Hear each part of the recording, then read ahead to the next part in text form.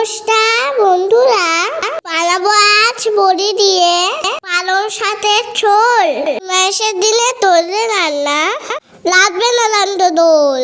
প্রথমে আমি বড়িটাকে ভালো করে ভেজে নিলাম। তেলের মধ্যে 5 ফোড়ন আর লঙ্কা ফোড়ন দিলাম। পরেতে দিয়ে দেবো পছন্দ মতো সবজি। এই ঝোল হলে রান্না সবাই খাবে ডুবিয়ে সবজি।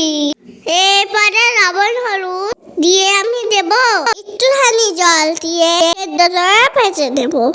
ভাজা তখন হয়ে যাবে, পালং শাক দিয়ে দিলাম। সবজির সাথে ঘুরে ফিরে নেড়ে চেড়ে দিলাম। এরপরে ভেজে রাখা বড়ি দিয়ে দেব। ধনে পাতা দিয়ে শেষে নেড়ে চেড়ে নেব। এরপরে দিয়ে দেব আমার মতো জল। ফুটে উঠলে রেডি হয়ে যাবে পালং শাকের ঝোল। সবাইকে ধন্যবাদ।